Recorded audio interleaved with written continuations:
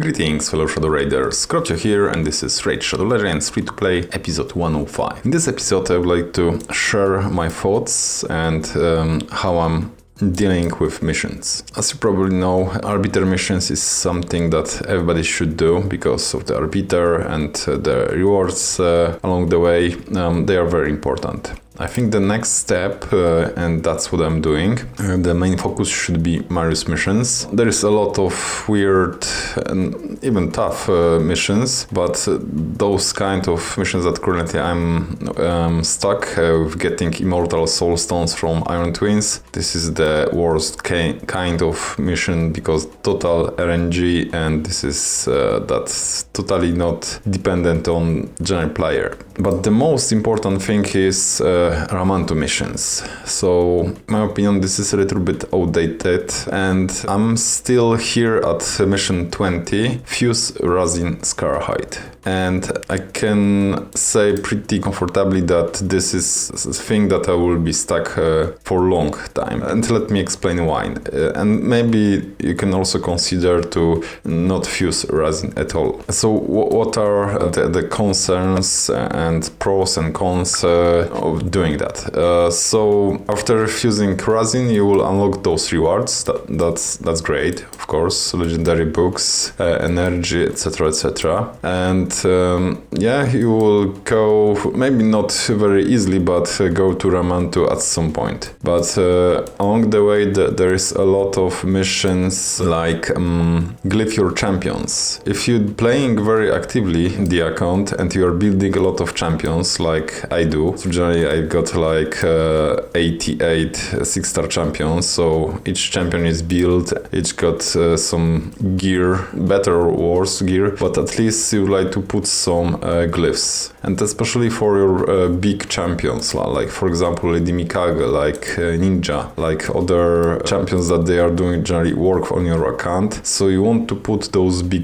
glyphs and just to improve gear to the max, right? And my situation with glyphs is pretty terrible, except of course for attack percentage and flat attack glyphs, so the rest of the glyphs is totally minimal, so it's very hard to get enough glyphs to glyph all the gear that you like. Of course you're choosing to glyph the perfect pieces, but you cannot get always perfect pieces, so you need to glyph what you have, and you need to be very cautious which pieces of gear you want to upgrade, right? So some of them they are better, so some worse, but the glyphs are the limitation. And there is plenty of missions in the Ramantu chain of missions to use those glyphs and to get max upgrade of specific stat to max generally. And that's very also RNG dependent, but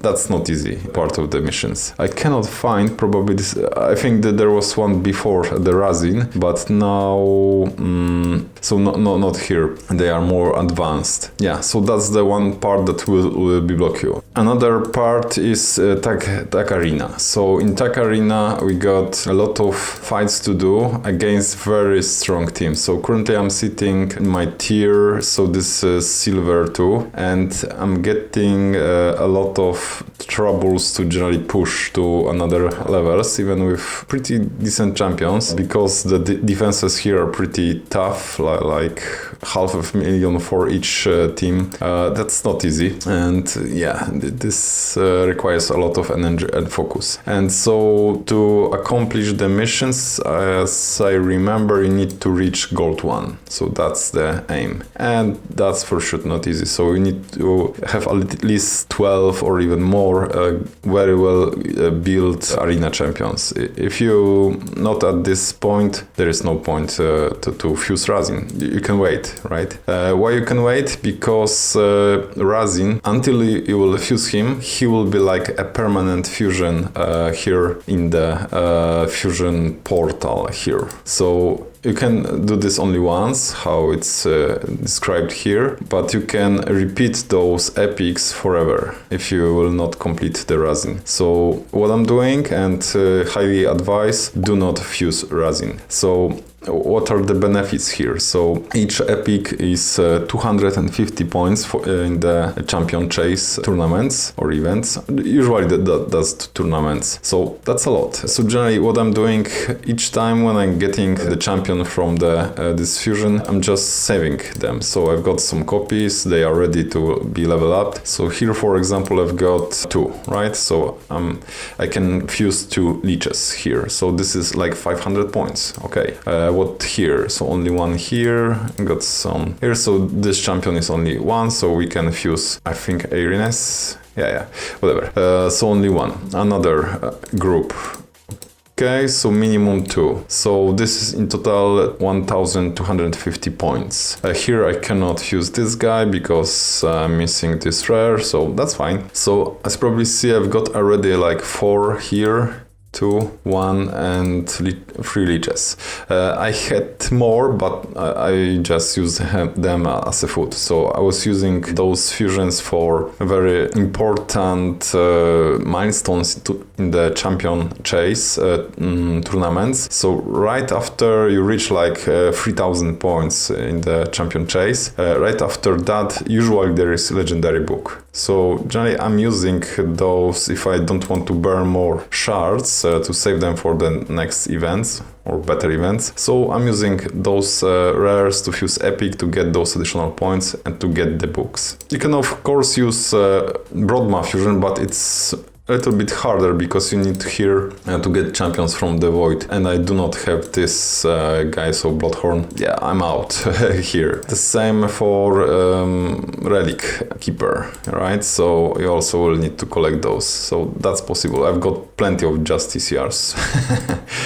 But yeah, that's a lot of points and it will be shame to lose them. Okay, one more thing which can block you, and for sure it will block you for a long time if you're aiming after fusing the Rhazin to go right away to Ramantu.